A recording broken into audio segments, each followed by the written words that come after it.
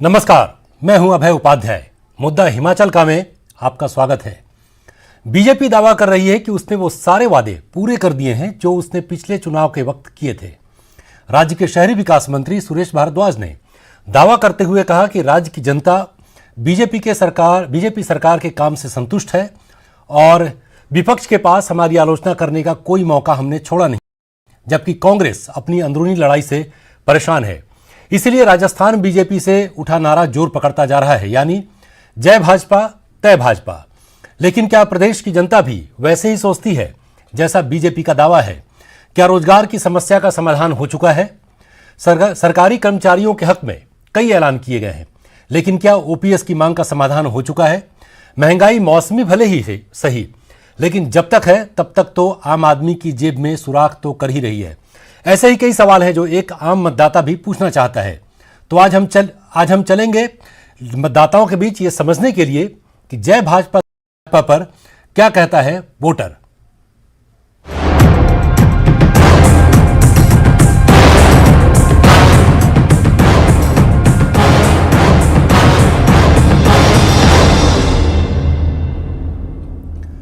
शिमला में गुरुवार को कैबिनेट मंत्री सुरेश भारद्वाज ने कहा कि पिछले 5 सालों में जयराम सरकार में रिकॉर्ड काम हुए हैं। साथ ही बीजेपी ने विजन डॉक्यूमेंट के सभी वादे भी पूरे किए हैं। तो वो बयान में हम आपको सुनवाते हैं और उसके बाद चलेंगे फिर अपने रिपोर्टर्स के पास और जानने की कोशिश करेंगे कि लोग इसको लेकर क्या कह रहे हैं। पिछले 5 वर्षों में हिमाचल प्रदेश ठाकुर जयराम जी के नेतृत्व में जो सरकार रही है, जो भी चल रही है और आगे भी चलेगी,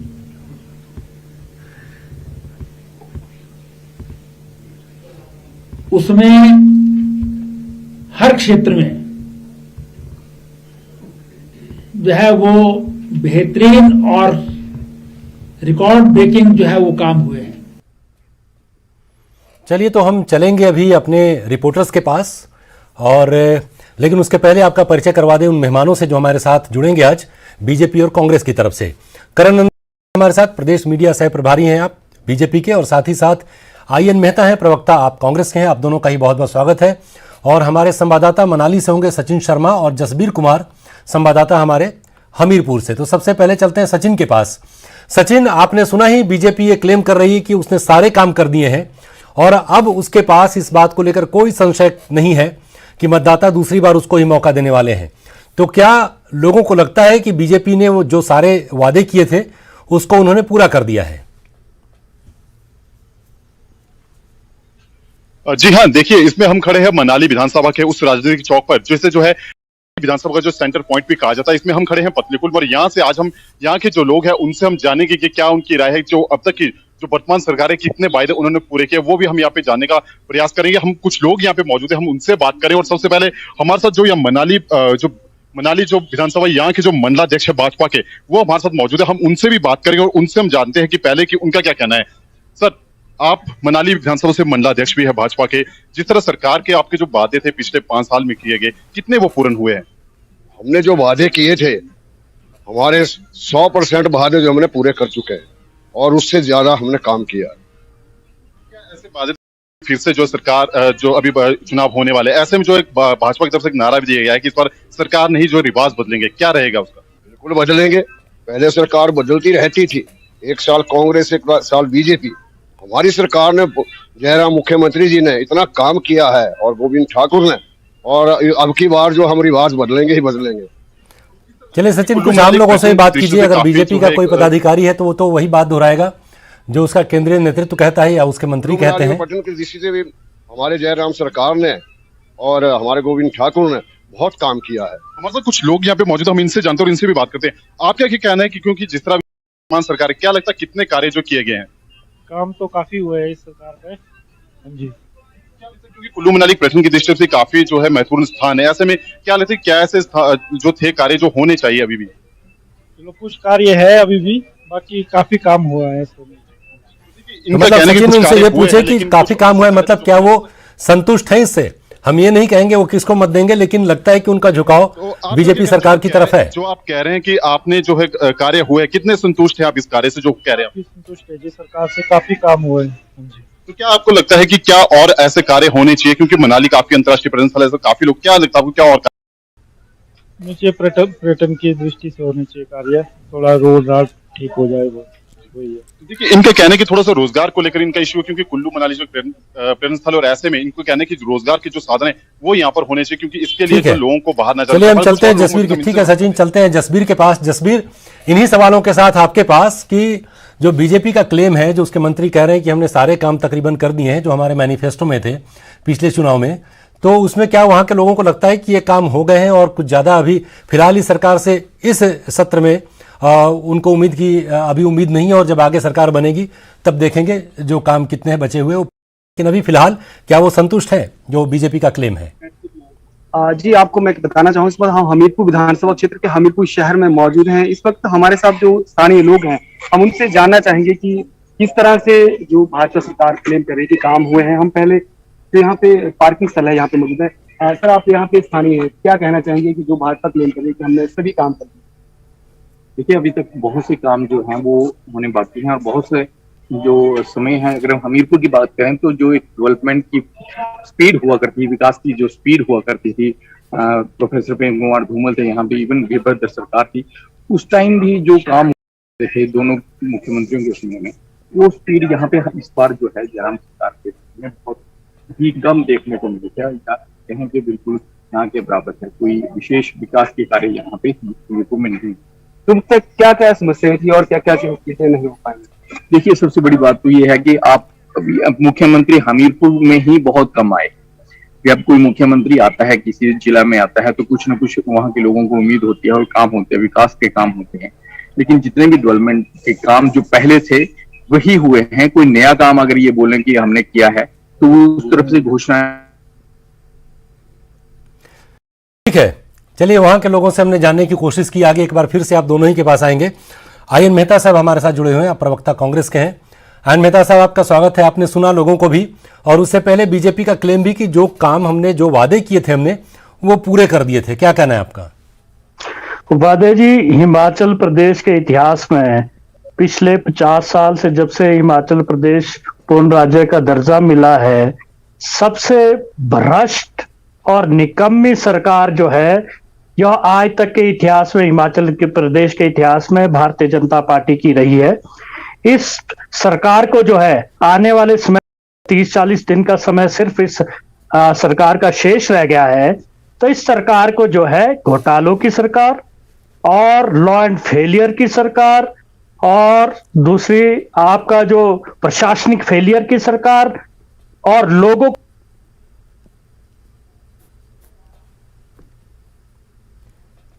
जी, इसका फैसला हिमाचल प्रदेश में जनता ने पहले भी दे दिया है, और आने वाले समय में जो है, जब अभी आपका चुनाव, विधानसभा का चुनाव आना है। ठीक है, हेलो, आप बोलते रहे, आपकी आवाज आ रही है, आप अपना वीडियो ठीक कर लें। विधानसभा का चुनाव, अभी विधानसभा का चुनाव आना है, तो इसमें यह सब स्पष्ट हो जाएगा कि हिमाचल प्रदेश में इस सरकार को जो है, जैसे उपचुनाव में जनता ने नकारा है, उसी तरह से जो है आने वाले विधानसभा चुनाव में सबसे फेलियर जो है विधानसभा में जो हिमाचल प्रदेश में ये सरकार रही है, जयराम ठाकुर की सरकार रही है, रिमोट कंट्रोल सरकार आप इसको कह सकते हैं। इतिहास के पन्नों पर जो है इसका नाम जो है आने वाले समय में जो है गिना ठीक है। आप तो जाएगा। विपक्ष में हैं, आप तो सरकार के जाएगा। काम से नाखुश रहेंगे ही, लेकिन आपने कहा कि सबसे भ्रष्ट सरकार है। आप कोई उदाहरण दे सकते हैं इसका? क्योंकि ऐसे आरोप लगाना तो बहुत है। देखिए, आप बात करें पीपी किट का घोटाले की बात करें, जब पूरा विश्व जो है त्राई मची थी, कोरोना महामारी से जूझ रहा था, हिमाचल प्रदेश में पीपी किट का घोटाला हुआ। उसके ऑथर कौन थे? उसके पीछे किसका हाथ था? भारतीय जनता पार्टी के तत्कालीन जो है प्रदेशाध्यक्ष जो है उनका हाथ था, उनके रिश्तेदारों का हाथ था। वहां से लेकर फहरिस्त बहुत लंबी है। हाल ही में जो आपने पुलिस भर्ती का घोटाला देखा, 5-6 लाख में जो है पर्चे बेचे गए, और ये सिलसिला वहीं तक नहीं थमा है। अभी दिन पहले भी एक पेपर लीक होने की बात आई है। तो इस तरह के मामले जो है, कई फहरिस्त बहुत लंबी है। जब हिमाचल प्रदेश में कांग्रेस पार्टी की सरकार बनेगी, इन सब जितने भी घोटाले, इन सब की जांच हिमाचल प्रदेश में होगी, और जो है हिमाचल प्रदेश में आम जन की सरकार बनेगी, कांग्रेस पार्टी की सरकार बनेगी और जो है भारतीय जनता पार्टी की सरकार ठीक है, से जो चलिए है प्रदेश की जनता आपके को इसी ऑब्जर्वेशन और इन्हीं आरोपों के साथ सचिन के पास चलते हैं। सचिन, आपने सुना कांग्रेस प्रवक्ता अनिल मेहता साहब का क्या कहना है। क्या लोगों के बीच में भी यही छवि है बीजेपी की, जैसा कि कांग्रेस के नेता कह रहे हैं? आप उनसे जरा पूछिए कि क्या वहां लोगों को लगता है कि ये सबसे भ्रष्ट बीजेपी की? जी, हमारे तो कुछ लोग यहाँ पे मौजूद है, हम इनसे बात करेंगे और इनसे हम जानेंगे कि आपका क्या कहना है, किस तरह आप देखते हैं जो अभी की वर्तमान सरकार है भाजपा की, उसको किस तरह से आप देखते हैं?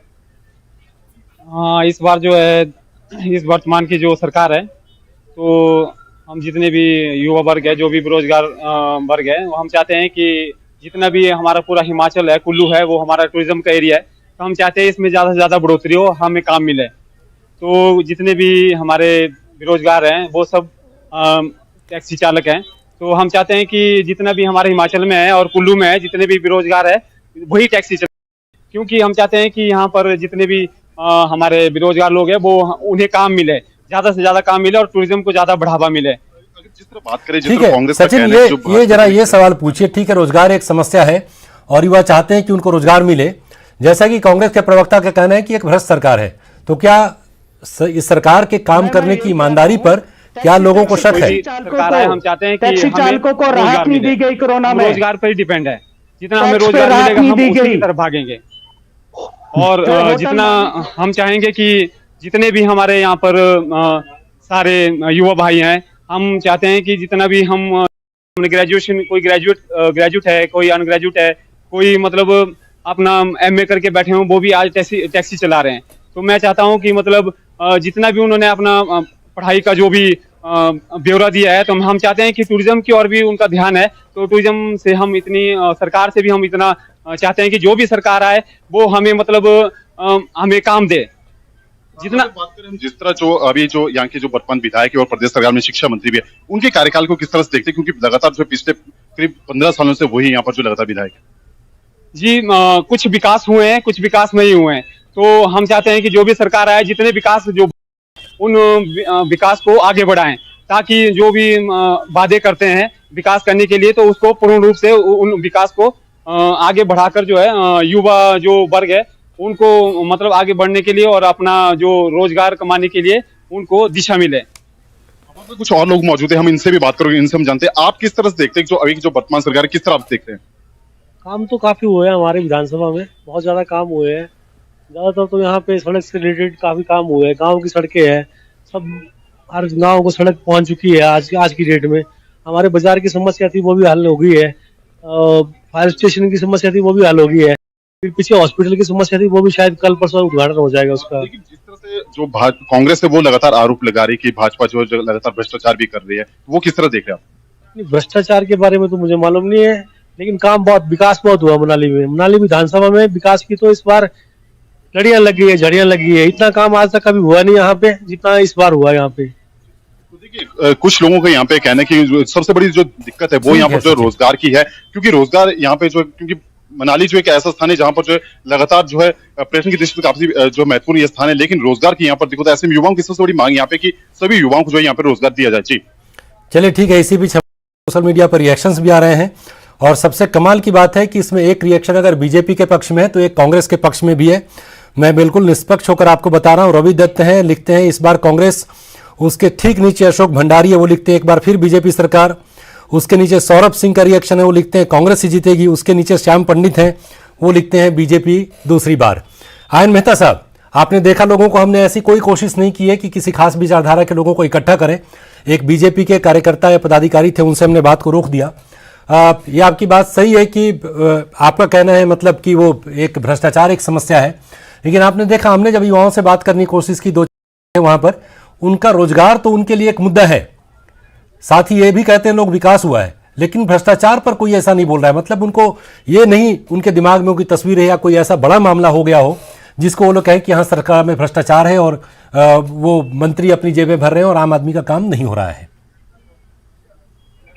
आज जो हल्का चुना है, जिला चुना है, दैट मनाली और कुल्लू को चुना है।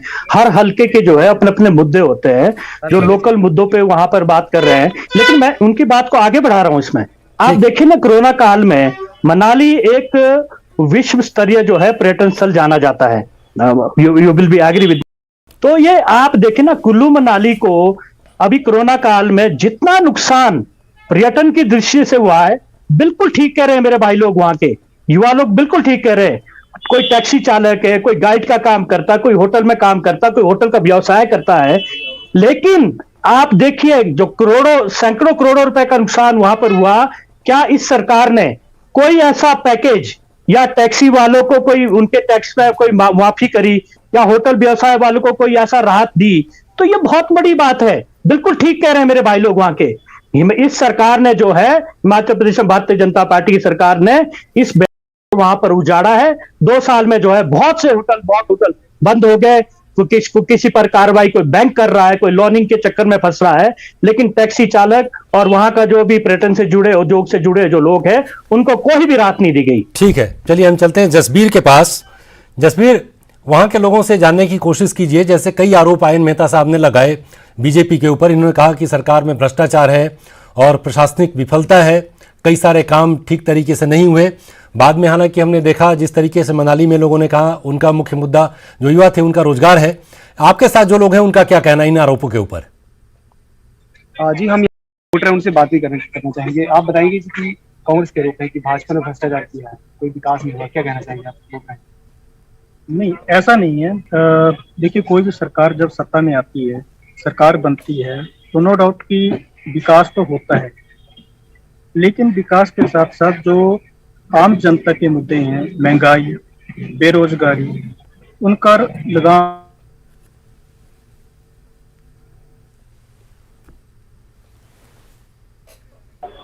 चलिए ठीक है, वो थोड़ी आवाज में आपकी क्या जसबीर, आप मेरी आवाज पहुंच रही है आप तक?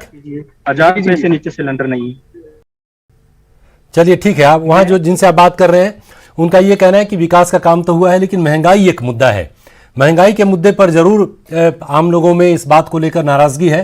और जैसे घरेलू इस्तेमाल की जो चीज़ें हैं, खासकर रसोई गैस बहुत महंगी हुई है, तो एक महंगाई मुद्दा है और एक बेरोजगारी, ये दोनों मुद्दे हैं। मेहता साहब, हमने देखा दोनों ही जगह हम लोग बात कर रहे हैं। मुख्य मुद्दा जैसा आपने भी कहा कि स्थानीय मुद्दे आ रहे हैं, लेकिन राज्य के स्तर पर अगर भ्रष्टाचार इतना ज़्यादा है तो लोग इसको कैसे अनदेखा कर सकते हैं? मतलब अगर ऐसी कोई बात नहीं है तभी शायद उनके जहन में ये बात नहीं है कि राज्य में सरकार के अंदर भ्रष्टाचार है और प्रशासनिक विफलता है। ये ठीक है कि वो महंगाई बढ़ी है, ये हम आप सभी लोग जानते हैं। रोजगार जिसको लेकर वो दोनों बात कर रहे हैं, लोग बात कर रहे हैं, खासकर युवा वर्ग।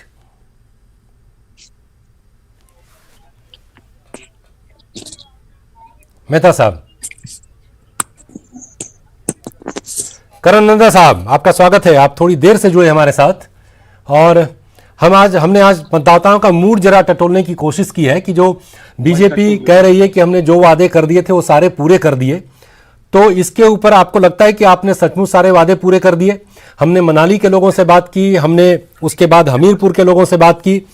विकास की बात तो मानते हैं कि सरकारें आती हैं विकास करती हैं, लेकिन साथ ही साथ जो युवा वर्ग है वो रोजगार को लेकर बहुत ही असंतुष्ट दिखाई दे रहा है। लेकिन आपकी सरकार दावा कर रही है कि आपने जो वादे किए थे सारे पूरे कर दिए। नंदा साहब,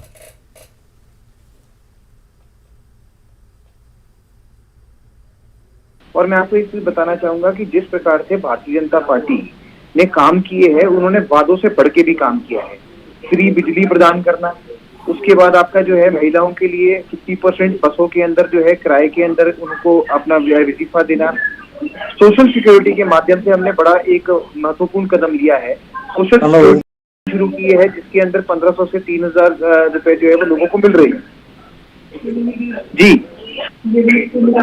ठीक है, लेकिन रोजगार के मुद्दे पर एक सीधा कहीं भी हमने कई इलाकों से कहता है वोटर अपनी जो सीरीज है इसको किया, और हर जगह कम से कम युवा वर्ग आपको सारे मेडल देने के बावजूद कि ठीक है सरकार अच्छा काम कर रही है, चलिए उसमें हम सवाल नहीं खड़े करते, लेकिन उसके जो मतलब की चीज़ है कि युवा की जो पढ़ा लिखा है, शिक्षित है, वो है रोजगार।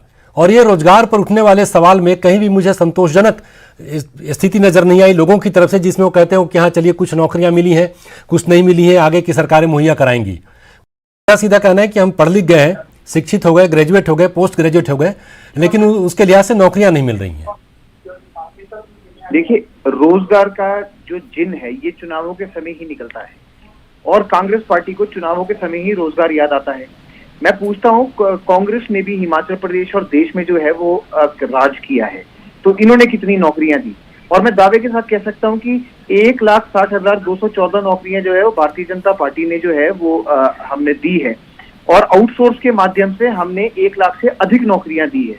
और अभी जो हमने एनटीटी का मुद्दा जो है वो कैबिनेट में पास किया है, उसके अंतर्गत भी जो है बड़ा बेनिफिट जो है वो लोगों को होने वाला है। तो रोजगार जो है धीरे धीरे हो रहा है। मैं आपको बताऊं, प्रत्यक्ष और अप्रत्यक्ष रोजगार होता है। हमारे ब्लड पार्क आ रहा है, डिवाइस मेडिकल पार्क आ रहा है। ठीक है मेहता साहब, एक और जो है नंदा साहब, मेहता साहब की तरफ से एक और आरोप आपके ऊपर लगा। उनका यह कहना था कि यह सरकार सबसे भ्रष्ट सरकार है और आप उदाहरण है प्रशासनिक विफलता के लिए।